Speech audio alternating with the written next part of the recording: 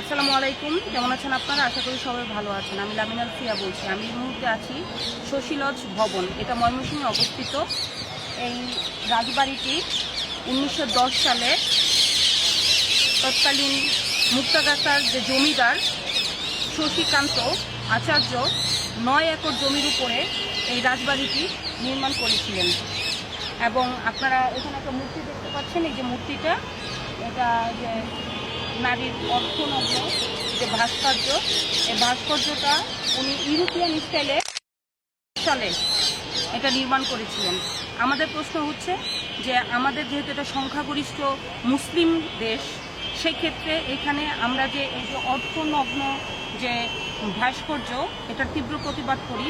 কারণ আমরা নারী হিসাবে এরকম একটি অর্থনগ্ন ভাস্কর্য যদি এখানে থাকে, তাহলে এটা দেখতে খুবই খারাপ এবং ধিক্কারজনক ব্যবস্থা। এখানে অনেকের সাথে কথা বলেছি, অনেকেই এই জায়গাটা এসে দ্বিধাদ্বন্দ্বতে ভুগে। এই ভাস্কর্যটা যখন দেখে তারা ফ্যামিলি নিয়ে আসতে পারে না। অনেকে স্টুডেন্টরা আসে, সামনে হচ্ছে ইঞ্জিনিয়ার ট্রেনিং ইনস্টিটিউট, এটা হচ্ছে ময়মনসিংহ টিচার্স ট্রেনিং ইনস্টিটিউট। এখানে অনেক শিক্ষার্থীরাও আসার পরবর্তীতে যখন এই ভাস্কর্যটা দেখে তারা এই জিনিসটা নিয়ে খুব বিভ্রান্তকর অবস্থায় থাকে।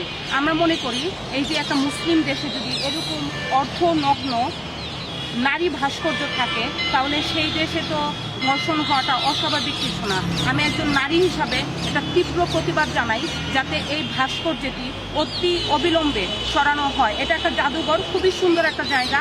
এরকম একটা জায়গাতে যদি আমাদের মুসলিম দেশে নারী জাতিকে কলঙ্কিত করে অর্ধনগ্ন এরকম যদি ভাস্কর্য এখানে নির্মাণ করা হয়, তাহলে এর থেকে লজ্জাজনক এবং ধিক্কারজনক অবস্থান আরেকটা আছে বলে মনে হয়।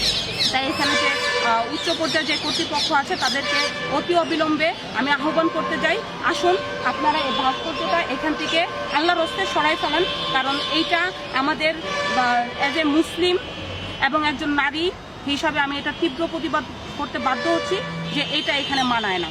তাই আমি সবাইকে আহ্বান করব যে সবাই একত্র হয়ে আসুন, আমরা এই অর্থনগ্ন যে নারীর ভাস্কর্যটি আছে, এটি যাতে অতি অবিলম্বে এখান থেকে সরানো হয়। খোদা হাফেজ, ভালো থাকবেন আপনারা।